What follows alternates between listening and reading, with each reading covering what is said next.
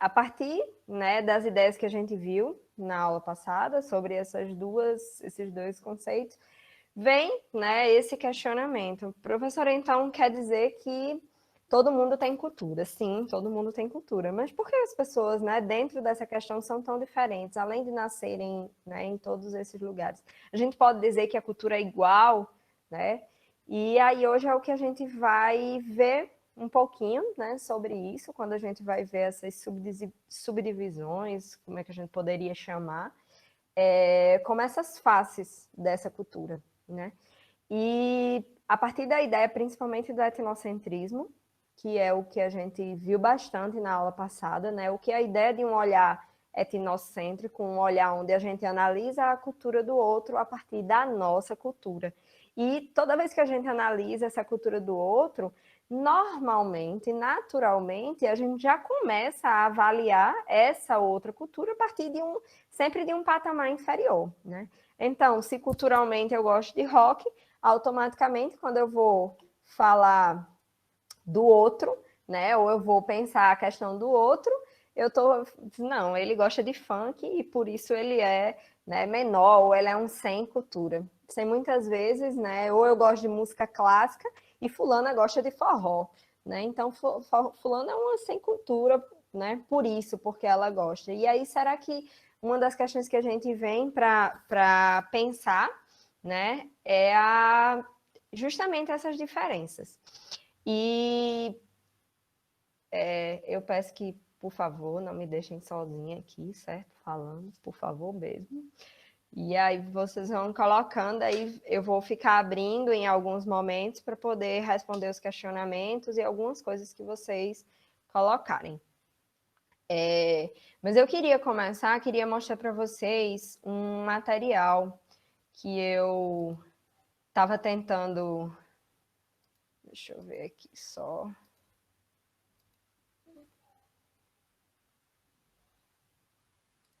Opa, deixa eu só ver aqui que não tá. Por que que minha tela não tá autorizando?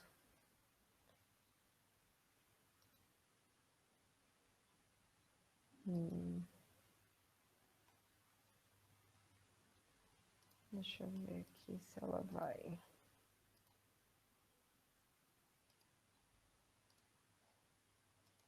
Acho que agora foi. Só me deem um ok se vai aparecer o slide, por favor. Se está aparecendo, na verdade, o PDF com o slide. Sim? Beleza, brigadinha. Então, essa, né, é a nossa questão de hoje, são as diversas faces de cultura. Como eu falava no início, não sei se alguém viu, né, mas o Ministério Público Federal entrou com ação. Continuamos, apesar de que a gente não para de estudar, né, nós continuamos com um pedido, né, para que se adie o Enem e que a gente possa ter um exame um pouco menos desigual nesse sentido, tendo em vista que nem todo mundo tem acesso, né, a essas formas de estudo. Mas seguimos aqui. Eu trouxe para vocês, eu estava pensando depois até em colocar lá no meu Instagram esses dados aqui, e acho que eu vou botar assim, a tela fica melhor. Para quem gosta, né, eu tenho ficado esses últimos dias bastante tempo, né, no Instagram e olhando coisas e tudo mais, e eu descobri esses perfis aqui. Esse primeiro aqui é de um grupo de mulheres que moram, mulheres brasileiras, que moram em vários lugares do mundo.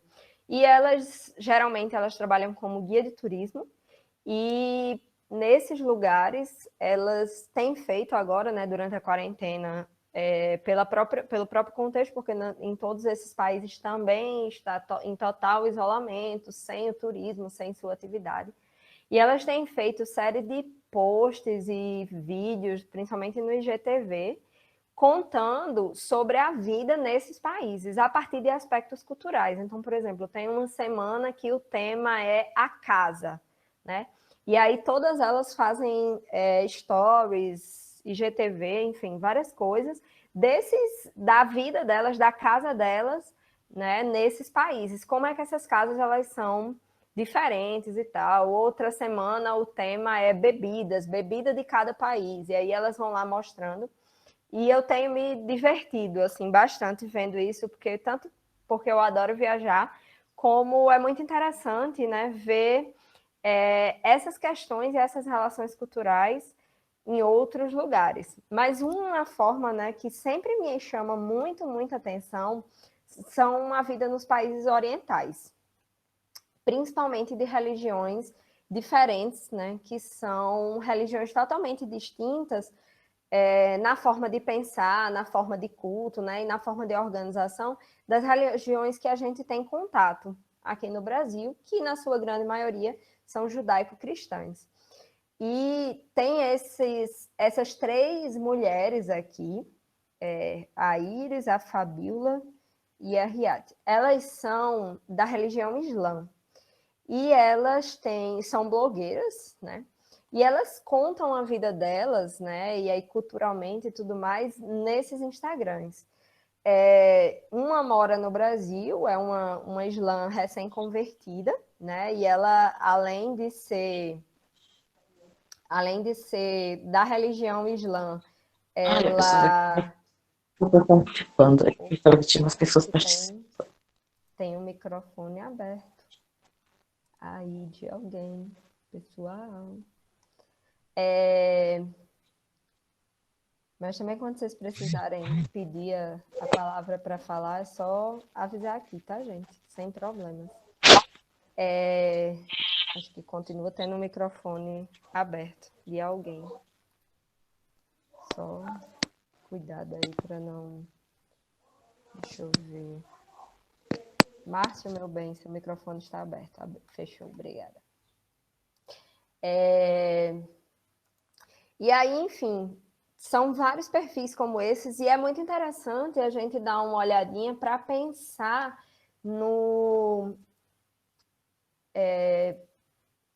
a partir do ponto de vista, né, não etnocêntrico, é ver a cultura a partir delas, né, até porque elas são brasileiras e vivem uma outra experiência. O perfil que ultimamente, tenho ficado muito, muito tempo, é o perfil de Iris. Ela é brasileira, alagoana, e ela mora hoje na Arábia Saudita, né? Ela usa, né, os quihabs e as coisas, né, que são aquelas mulheres que andam todas de preto na rua, e ela conta várias coisas da vida da Arábia, né, em vários sentidos, e dessa vida, assim, tem coisas muito interessantes. Então, ela deixa várias coisas salvas nos stories. Então, quem tiver interesse, estiver passando o tempo, mas também é uma forma de fazer um exercício, né, de relativizar alguns olhares e tudo mais. Eu acho que vale muito, muito a pena, né, para quem gostar. Depois eu vou ver se eu deixo lá no meu Instagram, e aí dá para vocês acessarem, mas os perfis são super fáceis de achar, vocês vão colocando lá. Bem, e aí a gente começa a aula de hoje, né? Eu não sei se vocês conseguiram, né?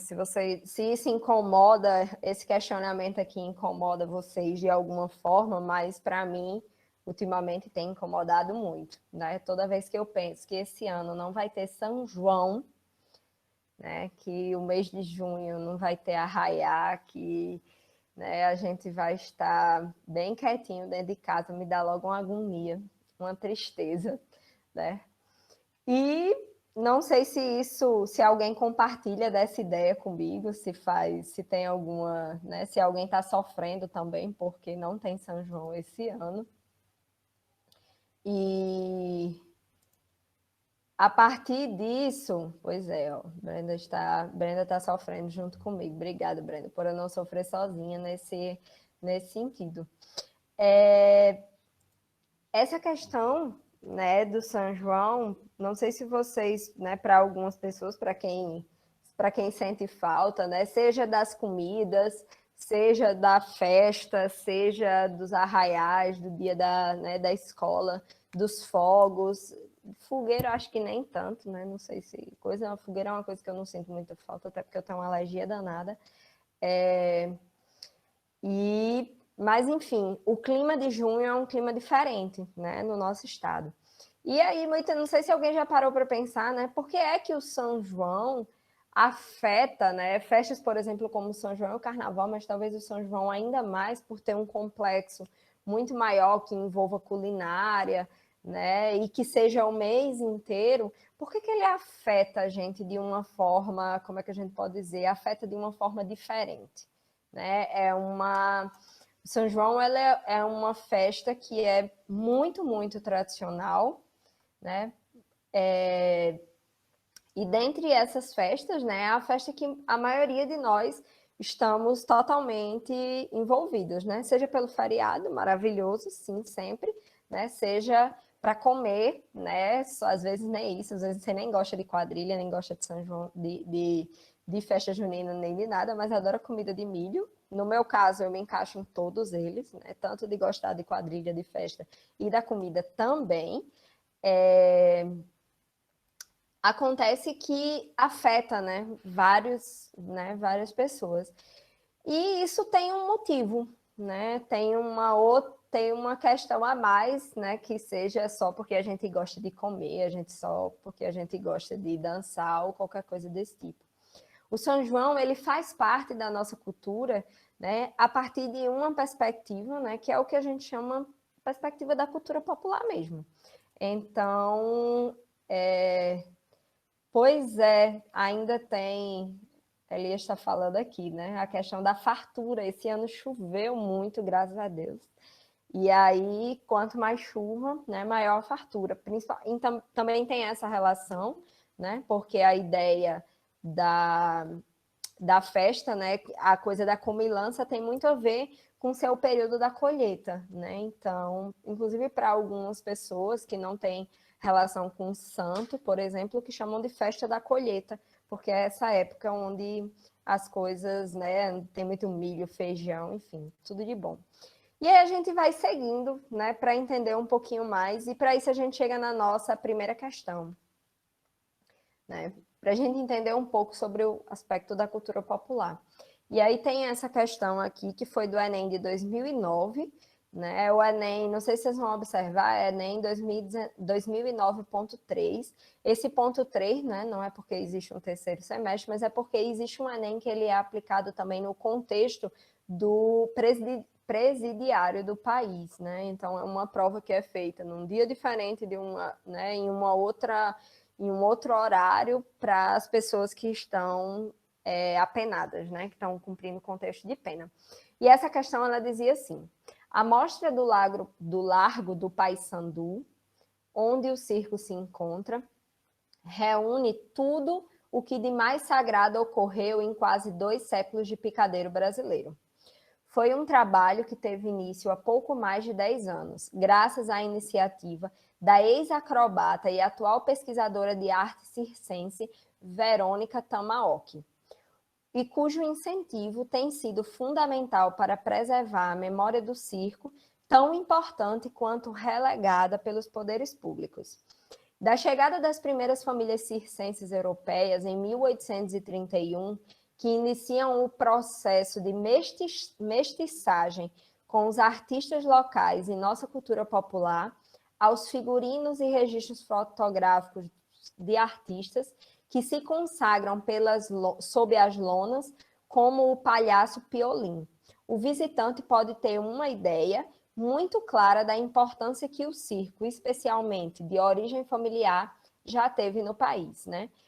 Isso aqui é o texto que o Estado de São Paulo, né, a Folha o jornal Estado de São Paulo escreveu sobre uma amostra que teve no Largo do Paissandu, em São Paulo, né, e era uma amostra sobre o circo.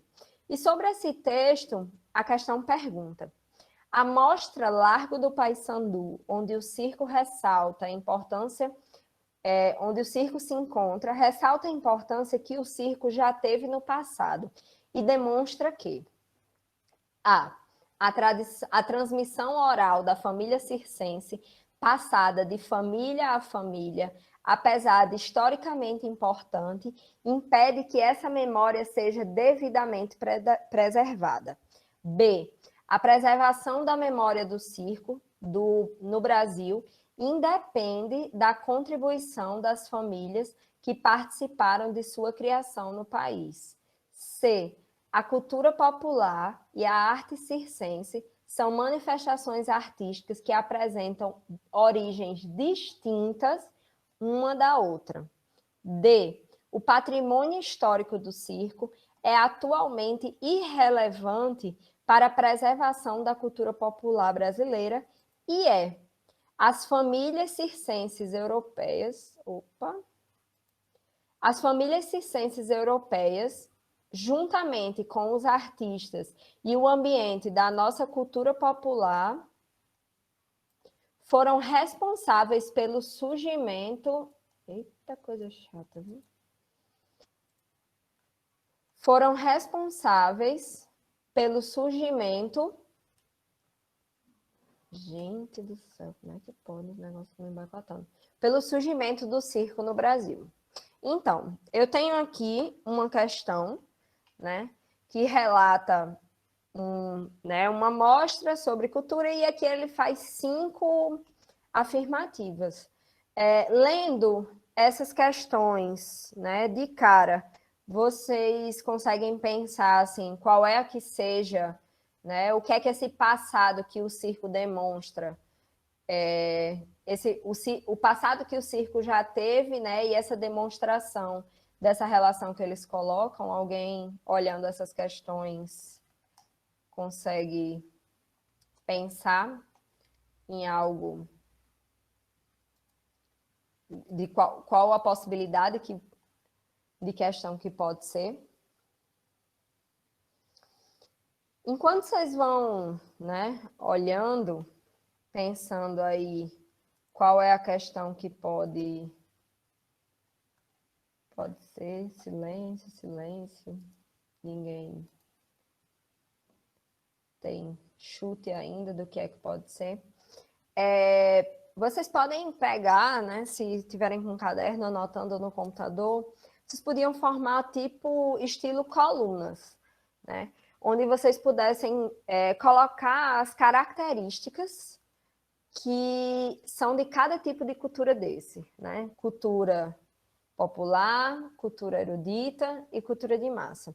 E na própria questão que ela apresenta aqui, nas alternativas que elas apresentam, se tem algumas dessas características, né? A questão está tratando da cultura popular, e logo aqui na primeira alternativa, né, ela fala de um aspecto que é um aspecto fundamental dentro da cultura popular, que é o aspecto da transmissão oral, né?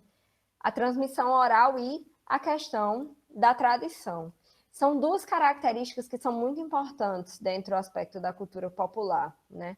Geralmente a gente vai ter acesso às questões da cultura popular no nosso dia a dia, aprendendo muitas vezes não só numa relação de família, né, mas numa relação de rua, né? Muitas vezes também tem relação com a questão do ambiente religioso que a gente vive. Então, são histórias que nós escutamos, né? São aspectos que a gente tem... Só voltar aqui. São histórias que nós escutamos, são aprendizados que nós temos, que tem como sua principal característica a ideia do quê? Da oralidade. São coisas que são faladas, né? Hoje, obviamente, nós encontramos, a gente vai ver mais para frente, né, com as mudanças que existem, vão existir mais registros que vão ser registros escritos, registros de filme, mas antigamente, né, as pessoas elas tinham essa característica, né, de aprender a partir das histórias. Muitas dessas pessoas não sabiam nem ler, nem escrever, né, mas tinham uma ideia de memória, né? A memória era um aspecto fundamental, e por isso a questão da ideia da oralidade, né, e da tradição. Então, o aspecto da tradição e o aspecto da oralidade, dessa transmissão oral, são 2 características fundamentais dentro dessa cultura popular. A primeira alternativa, ela vai falar sobre isso, a transmissão oral da tradição circense, passada de família a família, né? Ou seja, é um aspecto, né, que você vai ter dentro, principalmente do ambiente doméstico, apesar de historicamente importante, impede que essa memória seja devidamente preservada. E aí a gente para aqui nessa palavrinha, a ideia de impedir.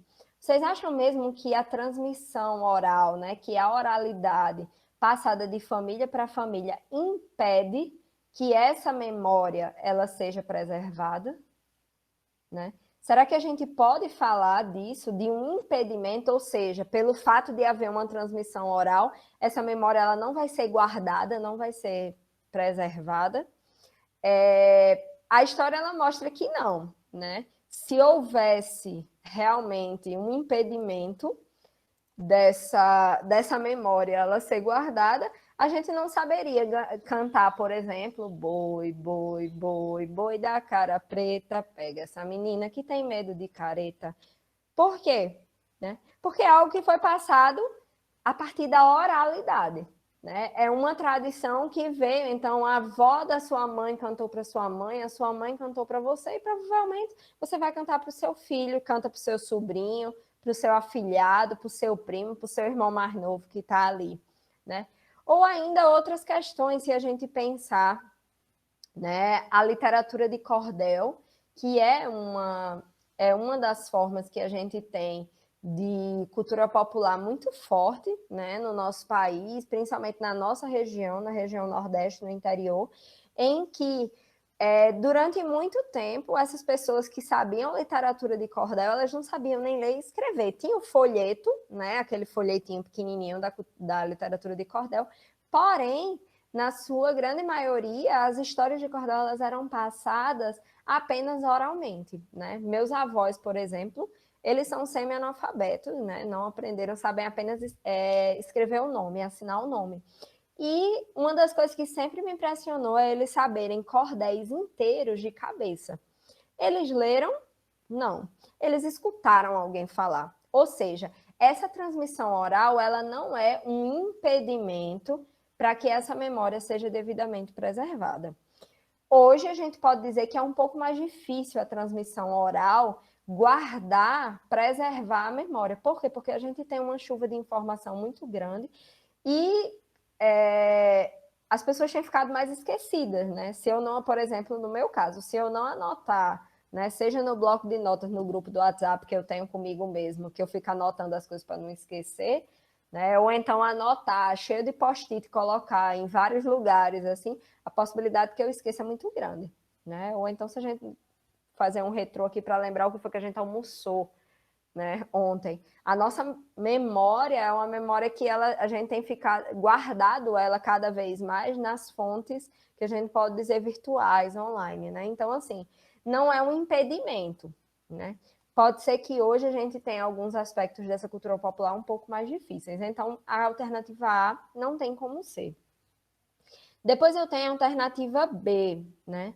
Deixa eu olhar aqui se tem alguém aqui falando alguma coisa. Não, ninguém está falando nada. Silêncio absoluto. Deve estar tudo tranquilo, eu assim espero. B. A preservação da memória do circo no Brasil independe da contribuição das famílias que participaram de sua criação no país, né? A própria questão que tá, o texto que ele dá para a questão está dizendo para a gente exatamente o contrário, né?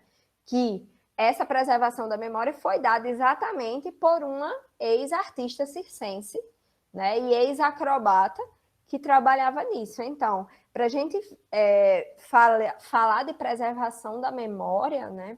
Falar desses aspectos que estão relacionados, isso é fundamental, né, que é a contribuição, principalmente dessas pessoas que estiveram, né, antes. Não sei se já precisaram fazer algum trabalho da escola para saber de alguma tradição, né, de alguma receita que é tradicional na família de vocês, né? Tudo que está ligado à memória e à tradição. E quem são as pessoas que a gente vai atrás? São sempre pessoas o quê? Mais velhas, né? Pessoas que estiveram envolvidas no processo. Então, os avós, os mestres, os pais, né? Um tio que participa. E em Santa Cruz, né? Que é o campus que eu dou aula, tem um mestre chamado Mestre Antônio da Ladeira, que ele tem um boi, né?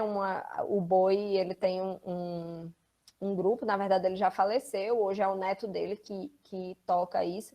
E quando as pessoas vão fazer, né, para saber da história do boi, do boizinho e tal, que é o do Mestre Antônio da Ladeira, você automaticamente você vai atrás, né? Inclusive tem registros dele online no YouTube e por aí vai. Então, as pessoas que participam da criação, elas são totalmente fundamentais na preservação dessa memória. Um outro aspecto então, a alternativa B, ela também não pode ser. Alternativa C, a cultura popular e a arte circense são manifestações artísticas que apresentam origens distintas uma da outra. Como a gente vai ver, né, um outro aspecto que a gente pode dizer que faz parte da questão da cultura popular é o aspecto dela ser criada em qual contexto? No contexto do povo, né? A ideia de popular é exatamente a ideia, né, daquele grupo que vem do povo. Opa, sumiu aqui. E o circo, né, a história do circo tem essa relação, né? São grupos de cultura popular, por quê? Porque surgiram entre o povo, né? Pessoas que têm uma característica de serem nômades, né? Que vão passando, então essas famílias. Então a gente não pode dizer que a cultura popular e a arte circense são de origens distintas, ao contrário, são de origens bem, bem próximas. D. O patrimônio histórico do circo é atualmente irrelevante para a preservação da cultura popular brasileira. Essa daqui é sempre aquela questão absurda, né? Vocês sabem que sempre das 5 questões tem uma que é totalmente absurda, que é a que a gente descarta só de ler. As outras a gente ainda se dá o trabalho de questionar um pouquinho, mas essa daqui é daquelas que é bem absurdas. E a alternativa é, né, que é a alternativa correta, as famílias circenses europeias, juntamente com os artistas e as famílias e o ambiente da nossa cultura popular, foram responsáveis pelo surgimento do circo no Brasil, né? E isso aqui é exatamente o que a questão coloca. Vou só botar aqui. Que esses artistas de circo, eles vieram, né, junto com as primeiras famílias europeias que migraram, né, para o nosso país. Então, a alternativa né? E aí aqui a gente volta a pontuar algumas coisas em relação a esse aspecto da cultura popular. A gente viu que a cultura popular ela é de transmissão oral, ele tem aspecto de tradição, né? Ele é passado de família para família, ele tem uma forte ligação com a memória, né? A partir disso, ela surge a partir de experiências cotidianas e a partir da lógica de um povo, de um grupo que vive dentro dessa questão, e muitas vezes ela é tida como uma cultura que a gente pode dizer assim, não oficial. Por quê? Porque se ela surge do povo, né? A ideia do povão, né? Tudo aquilo que vem do povão geralmente não é muito bem visto, né? E não sendo muito bem visto, é tido como a ideia de não oficial, né? Então, a gente vai ter essas características, entre tantas outras que a gente pode apontar aqui, como, por exemplo, uma linguagem não formal, né? Por que é tão de fácil compreensão alguém que fala dentro da cultura popular e eu que escuto? Né? Por quê? Porque é uma linguagem que ela é não formal, né? Não é usado palavras difíceis, rebuscadas. Então, vai ter essa característica. Inclusive, tem uma indicação de um autor que eu tenho para vocês, né? Caso alguém queira se aprofundar nesse assunto, que se chama Renato Ortiz. Renato Ortiz é um antropólogo brasileiro que estudou sobre essas questões da cultura popular, né? De uma forma bem aprofundada, e aí ele tem mais materiais sobre isso. E a gente chega na nossa segunda questão, né?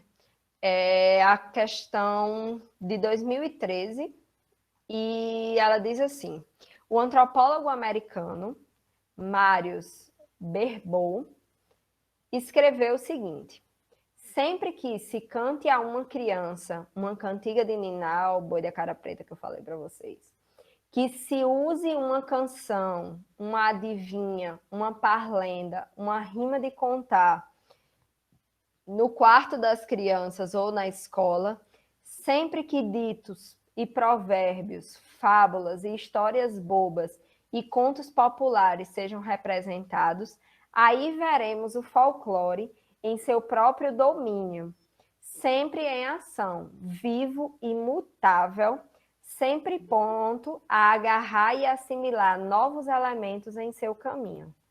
Deixa eu ir aqui. E aqui nessa questão, gente, nesse texto que ele dá aqui como base para essa questão, eu quero que vocês prestem atenção numa palavrinha aqui, que é a ideia de mutável. Ação, vivo e mutável. 3 palavrinhas.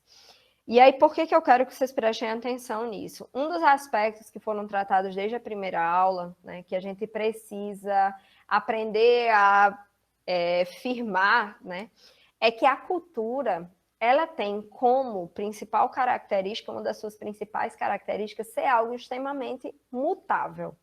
A cultura não é algo estanque, não é algo parado, ela está em constante processo de transformação. Por quê? Porque ela é uma cultura que é viva. Né? Por que ela é viva? Porque ela é feita de seres humanos. Né? Se vocês pararem para pensar, é um exemplo que eu sempre dou. Né? Imaginem vocês, há 5 anos atrás, no Facebook, escrevendo os textos de vocês e postando fotos. É igual ao que é hoje? Ou vocês mudaram? Né? Vocês se identificam tanto, né, esteticamente é também uma possibilidade, mas o que vocês pensam? O que vocês pensam, né, hoje é a mesma coisa que vocês pensavam há 5 anos atrás e há 10 anos atrás? É bem diferente, né? Não sei vocês, assim, eu começo a partir, por exemplo, da minha questão física, né? Além de estar muito diferente, por exemplo, eu tinha cabelo liso, muito liso, liso porque eu alisava, né? Hoje meu cabelo é natural, cacheado. Ou, por exemplo, as coisas que eu falava, as coisas que eu pensava, meus pontos de vista. Nós mudamos, né? E se nós mudamos e nós vivemos em conjunto, nós vivemos em sociedade, automaticamente essa sociedade vai mudar junto com a gente.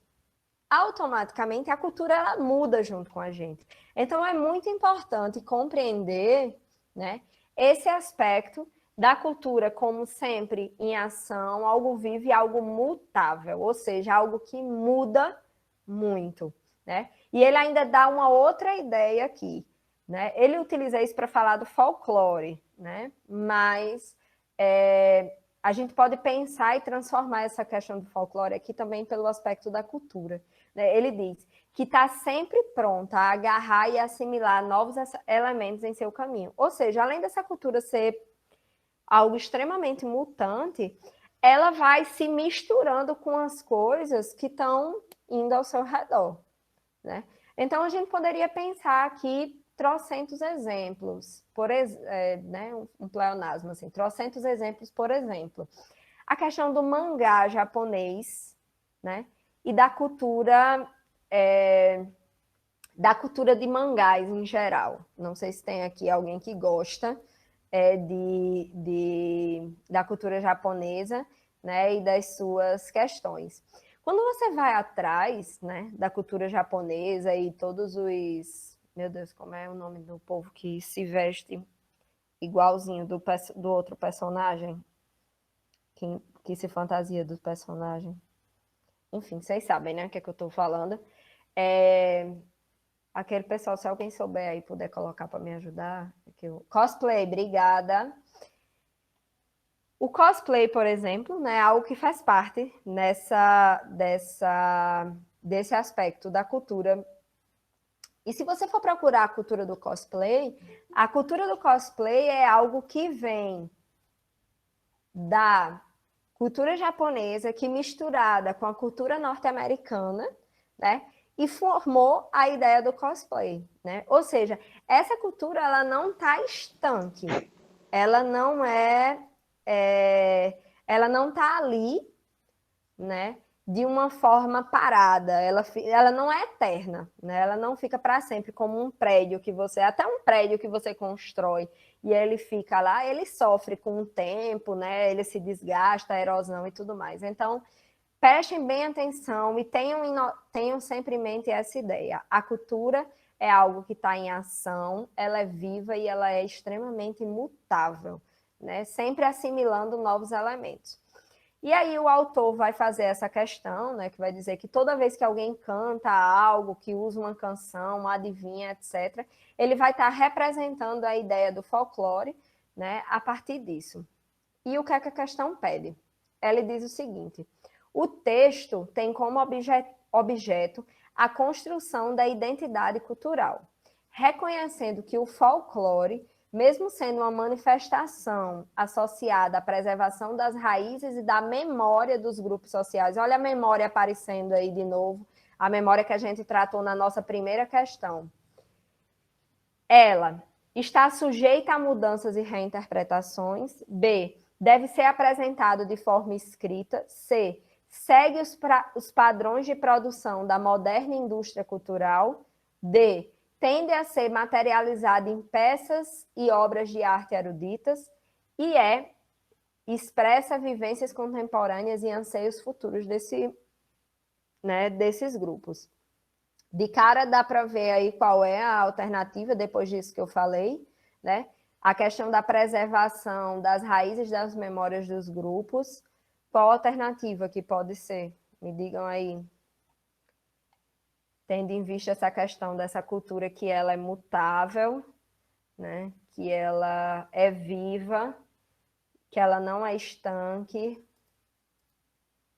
Perfeito. Exatamente. Letra A. Por quê? Né? Porque ela está dentro desse processo. Ela está sujeita a mudanças e reinterpretações. Eu vou trazer só essas outras questões aqui para a gente ter uma noção. Deve ser apresentado de forma escrita. Gente, a questão dos registros, eles podem ser feitos de várias formas. Ele pode ser feito, como eu disse, a partir da tradição oral, né? Como a gente viu na questão passada. Pode ser feito a partir de pintura, a partir de vídeo. A forma de registro escrito é uma das formas de do registro da cultura, né? Que a gente vai encontrar mais presente, né, surgindo com a cultura erudita. Hoje também, na cultura popular também, a gente encontra muitos registros assim. Mas esse deve ser é como se fosse a única forma, então não faz sentido. Depois, segue os padrões da produção da moderna indústria cultural. Gravem o nomezinho indústria cultural, porque é o que a gente vai trabalhar na próxima aula, é o que diz respeito principalmente à questão da cultura de massa, né? Então, a questão das raízes das memórias, elas não devem ou elas não estão ligadas a padrões da indústria. Pode estar ligado? Pode, né? Hoje a indústria ela se apropria desses diversos fatos, mas as raízes disso, dessa cultura popular, não estão ligadas à indústria cultural. Mas aí a gente vai ver melhor o que é a indústria cultural na próxima aula. Questão D. Tende a ser materializada em peças e obras de arte eruditas. A gente vai ver mais para frente o que se trata de erudito, mas se a gente fosse colocar dentro de uma, né, assim, de uma questão, um contra, né, o oposto, a ideia do popular ela está bem oposta à ideia do erudito, né? Alguém que é erudito é alguém que é o quê? Que é muito que a gente pode dizer, né? É o que a gente utiliza muitas vezes como sinônimo de cultura, né? Alguém que é erudito, a gente diz, fulano é muito culto, né? Ou seja, que ele tem muito aprendizado. A gente vai ver mais para frente que a forma de erudição, de uma cultura erudita, a gente vai visualizar de uma outra forma. Depois, a gente tem aqui a alternativa E, que diz, expressa as vivências contemporâneas e os anseios futuros desses grupos. Pode até ser, né, uma ideia de futuro e tudo mais, mas não necessariamente vivências contemporâneas. Ela pode estar muito bem arraigada, né, a uma ideia de passado. Né? Então, a alternativa A, quando ele vai dizer a ideia de estar sujeita a mudanças e a reinterpretações. E por que a gente está dizendo isso? Quando eu falo para vocês que é importante a gente pensar que a cultura não é um processo estanque, né?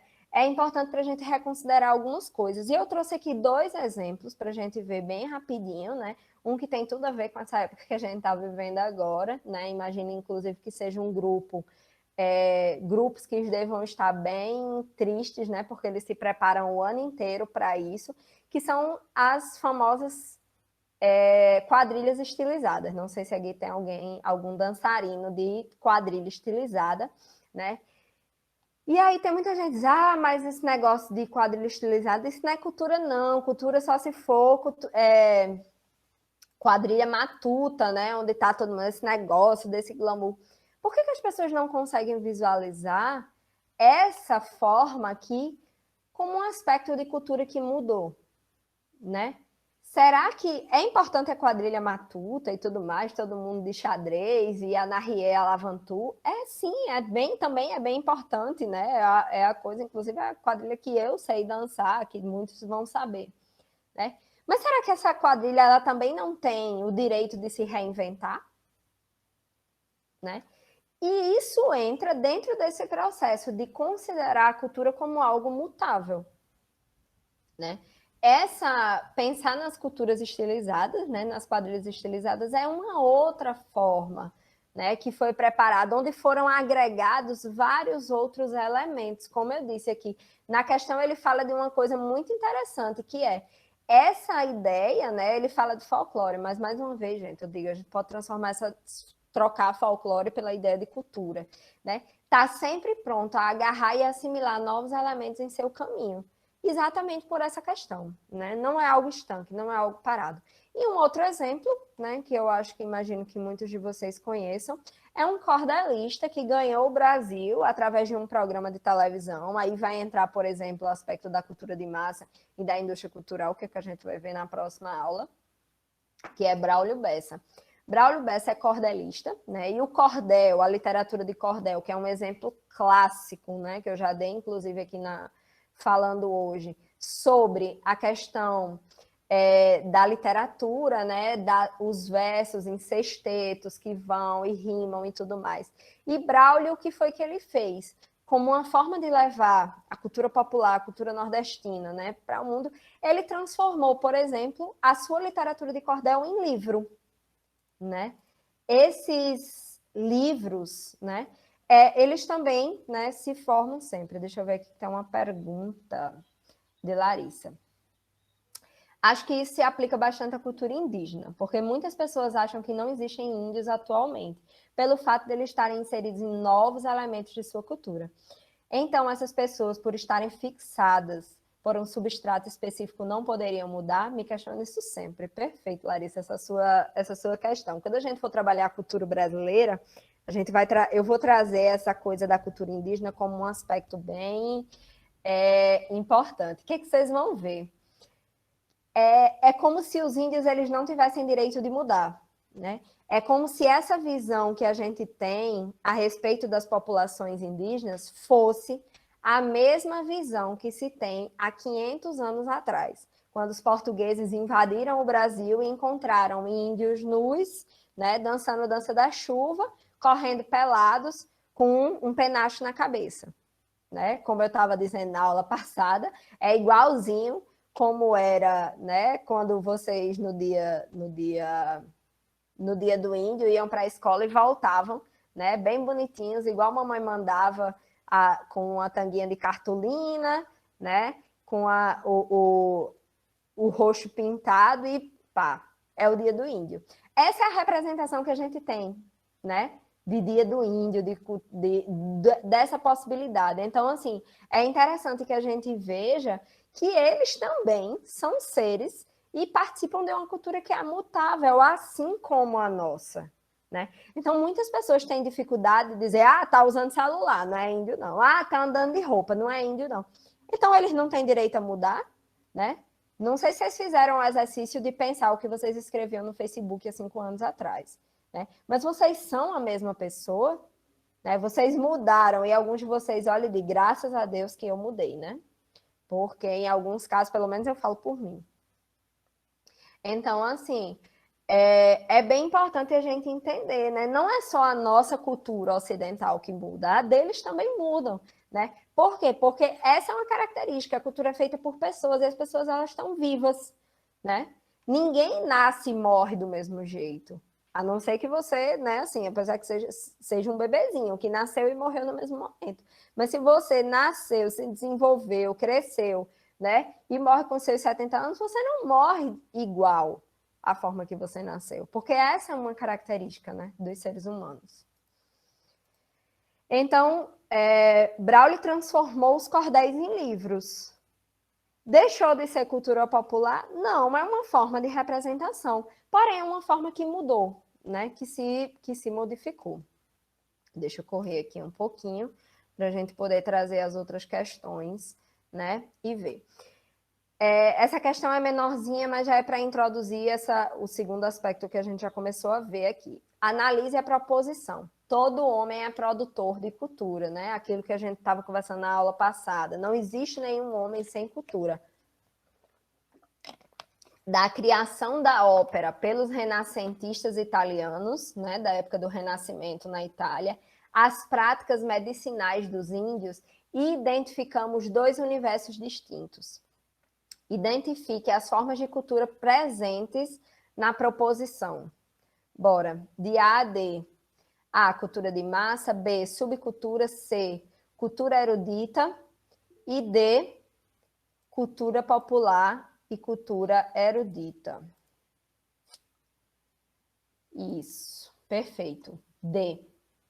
E aí, por que D? Né? Ela cita aqui 2 exemplos. Ópera, né? E práticas medicinais tradicionais. Ópera dos renascentistas.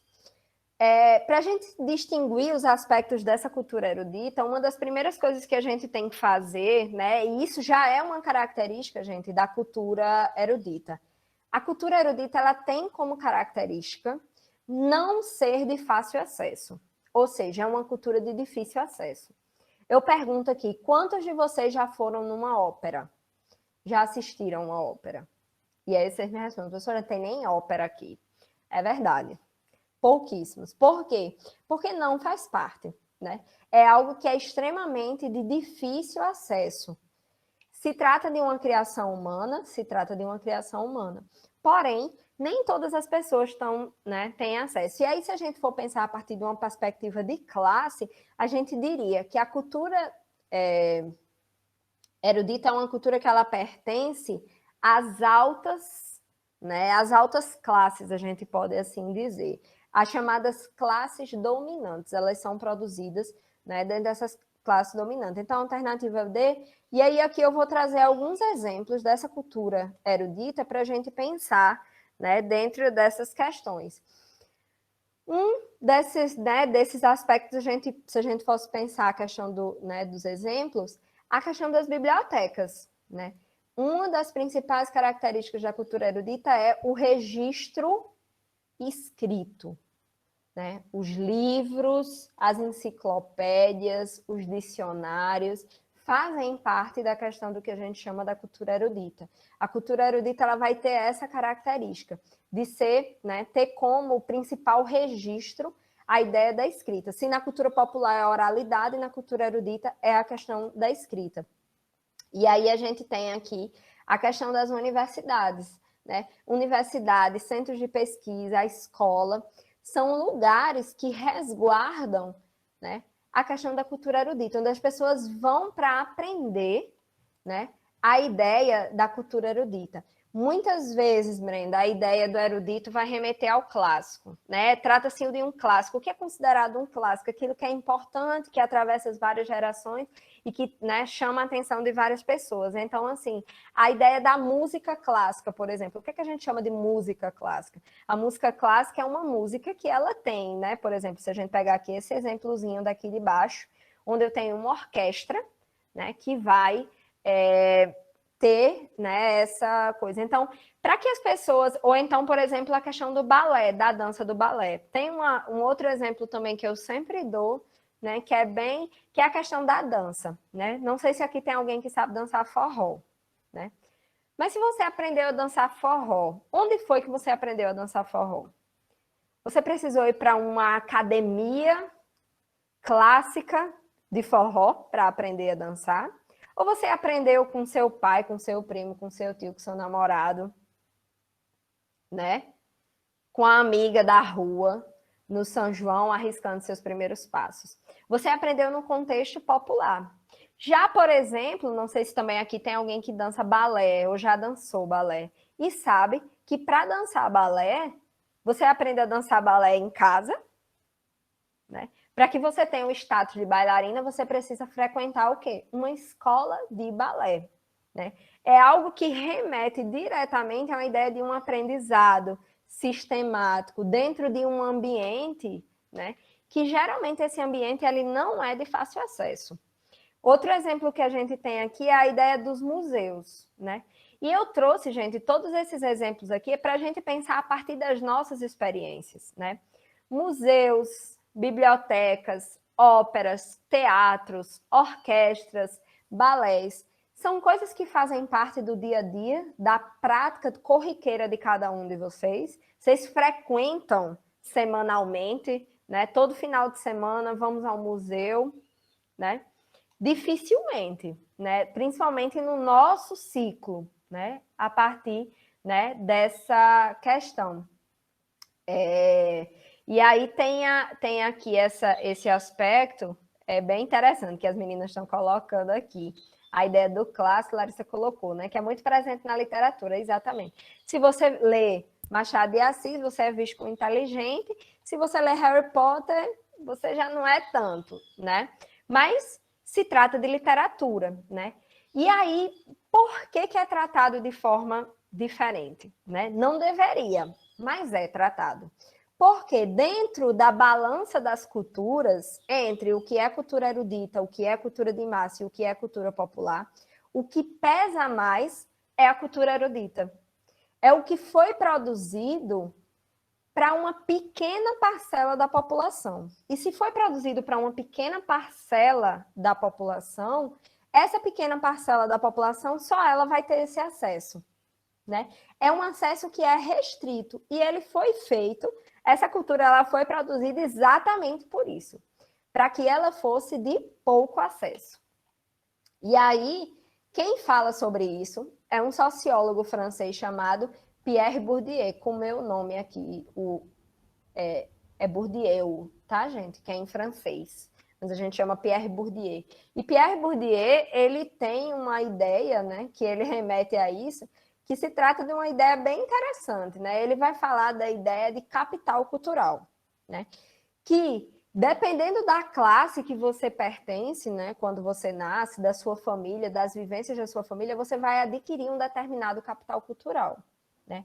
E dentre esses pesos, aqueles que pertencem ou que têm um capital cultural mais erudito, ou seja, que tiveram acesso a museus, a conhecer o mundo, viveram entre bibliotecas, tiveram acesso a livros, tiveram acesso a tantas outras vivências, eles vão ter o que nós chamamos de um alto capital cultural. E essas pessoas, automaticamente, elas vão ser mais privilegiadas na leitura de mundo delas, quando elas chegam na universidade, por exemplo, porque elas têm um amplo acesso. Não sei se isso remete para vocês a uma coisa que está acontecendo agora, que é a ideia do Enem, né?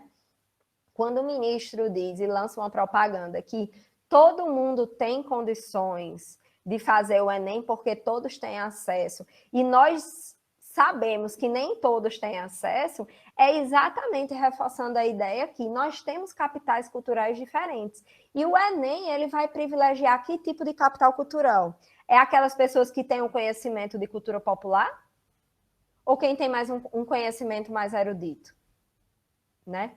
Quem é que vai estar mais privilegiada? Aquela pessoa que sempre estudou numa escola, que teve trocentas vivências, que foi passar férias em Paris, né? Que sabe falar inglês desde pequeno, que tem o hábito de frequentar museus, que tem o hábito de frequentar teatros, ou quem mora numa cidade onde não existe nenhum desses equipamentos, não tem teatro, não tem cinema, que não tem condições de viajar, a gente pode dizer que essas pessoas elas têm as mesmas oportunidades? Bourdieu vai falar isso, gente, não é agora não, Bourdieu vai falar isso há mais de 30 anos atrás, quando ele vai tratar da questão do capital cultural. Então, é bem importante que a gente entenda isso, né? Que existe, sim, uma balança. E nessa balança, a cultura erudita, ela pesa muito mais do que a cultura popular, certo? Então, sempre levem isso em conta. A gente não vai tratar de cultura de massa, porque eu vou deixar mais para a próxima aula. Mas hoje a gente trabalha a partir dessas duas questões, né? Para a gente ver. E aí, gente, pensando nisso, né, dentre essas questões, eu trouxe, e está lá disponível nos slides que eu coloquei, né? Quem não conseguir. A internet, ela proporciona aqui, de alguma forma... Só um momento. Pessoas que não tenham esse acesso direto, óbvio, não é a mesma coisa, né? Estou dizendo aqui que é a mesma coisa.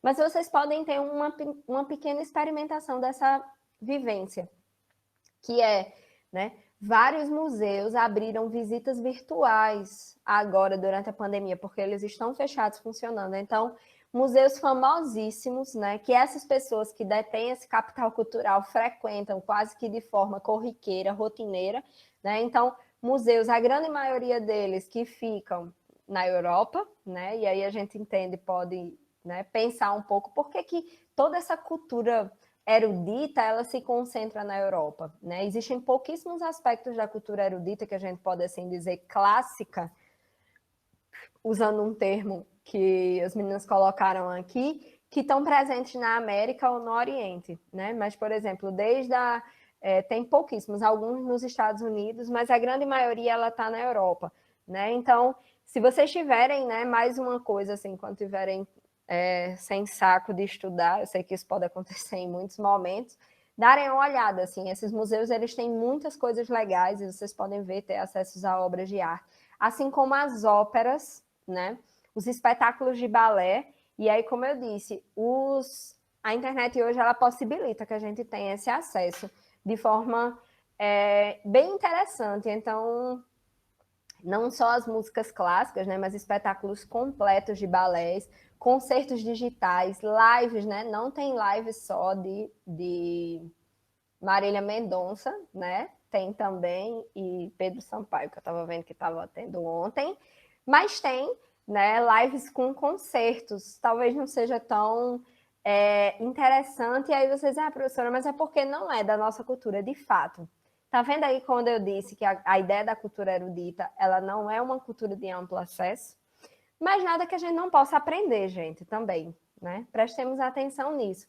Então, aqui tem vários links nesse material que eu disponibilizei para vocês, né? Para vocês tiverem, inclusive, estudar escutando música clássica é uma boa dica.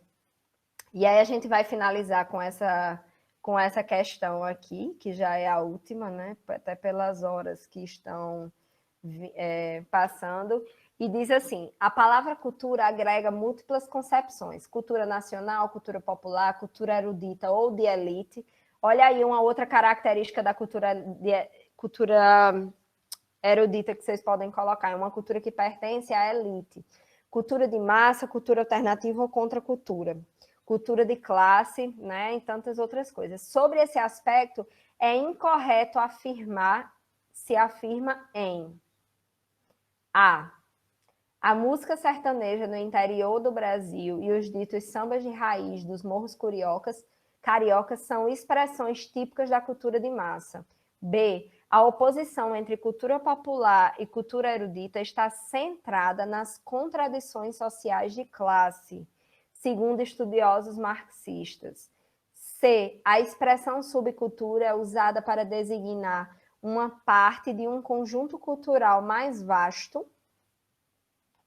no qual se integram as culturas de classe, e D, A contracultura ou cultura alternativa enfatiza a natureza e a espiritualidade.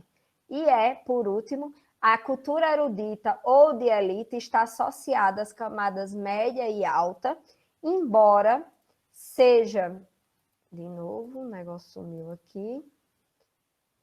Embora seja transformada pela indústria cultural para o consumo de massa. Qual dessas alternativas é incorreta?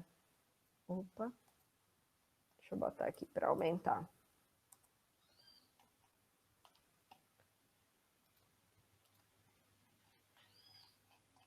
Respostas. Eu vou me adiantar, tá, gente? Porque a gente já avançou um pouquinho no tempo, mas tudo bem. Então, a alternativa incorreta e essas outras alternativas, que é a ideia de subcultura, indústria cultural, contradição, cultura ligada à classe, a gente vai ver melhor na próxima aula, é a A, né? Quando ela fala da música sertaneja do interior do país, quando eu falo de música sertaneja, eu não estou falando de Henrique e Juliano, né? Eu estou falando das famosas modas de viola antigas, né? Antigas, eu estava com o nome aqui, esqueci agora. E os ditos sambas de raiz dos morros cariocas são expressões típicas de cultura de massa. De cara, a gente pode entender, né? A gente pode ver que não podem ser culturas de massa. Por quê? Porque elas têm, né, as suas características, elas estão muito mais atreladas à ideia de cultura popular, né? Por quê? Porque são experiências do cotidiano, porque vem do povo, porque tem a ideia de tradição que surge na rua, né? Do que uma ideia de cultura de massa, que é uma indústria que é uma cultura que é produzida para venda, né? Isso é o que a gente vai ver melhor na próxima aula. Então, a alternativa incorreta, a alternativa A, né? E aí, essas outras questões a gente vai poder ver melhor na próxima aula. Certo? Olha aí. Alternativa A, gente, a incorreta.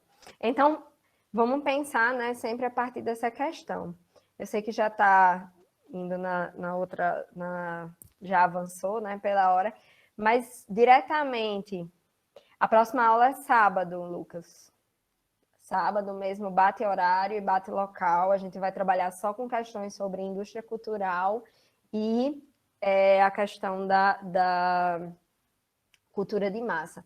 Eu tenho uma indicação de vídeo para vocês, para entender melhor essa questão de Capital Cultural de Bourdieu. É uma animação que tem no YouTube. Deixa eu pegar aqui o link. Que é essa daqui. Eu vou até botar aí no chat. Vocês podem dar uma olhada. E ele explica bem direitinho como funciona. E é bem interessante até para a gente discutir, quando vocês estiverem discutindo com alguém, sobre essa questão do Enem, certo? E aí, no mais, a partir do tempo, tem alguém mais tem alguma dúvida, alguma coisa que eu posso ter, que eu possa ajudar vocês? Tem alguma coisa? Vocês podem me dizer algo da aula, se ficou claro, se está muito enrolado, se eu estou falando demais, se eu estou muito devagar, se eu estou muito rápida, para a gente mudar. Inclusive, eu extrapolei um pouquinho o tempo hoje, né? Desculpa aí. Vamos trabalhar que vai colocar. Mas que bom que deu certo. Como eu disse, me mandem, quem não tem acesso ao material, me manda no e-mail, que a gente pode até ver como posso, para a gente incluir vocês aqui, certo? Tem as questões, e aí a partir dessas questões vocês podem ver, né? Sempre a partir disso, e aí da próxima aula a gente vai sempre dando esse gancho e essa continuidade. Ok? Eu sei que tem gente que ainda já saiu porque está tendo as outras aulas e tem demais aulas aí. Agradeço mais uma vez a presença de todas e todos, né?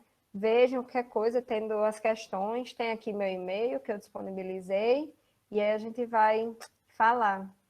É sempre muito bom ver vocês. As minhas crianças também, que sei que tem aqui. Saudades, muitas saudades. Seguimos, tá bom, gente?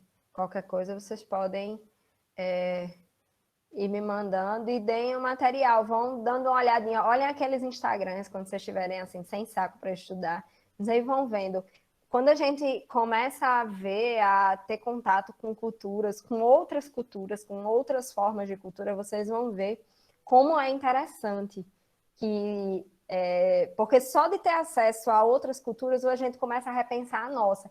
E isso já é um exercício antropológico, um exercício sociológico, um exercício relativista em vários sentidos, né? Assim, e já ajuda a gente a estudar. Então, deem uma olhada, assim, tem várias coisas. Se vocês tiverem também perfis, né, outros que tratem dessas questões, me mandem lá que é bem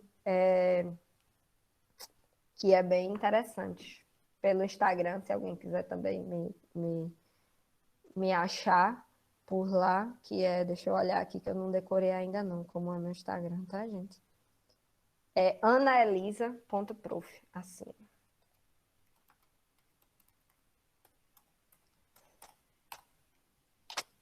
Pronto.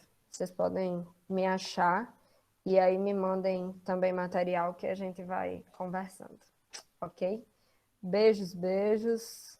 Bom restinho de domingo, bons estudos e boas aulas para vocês.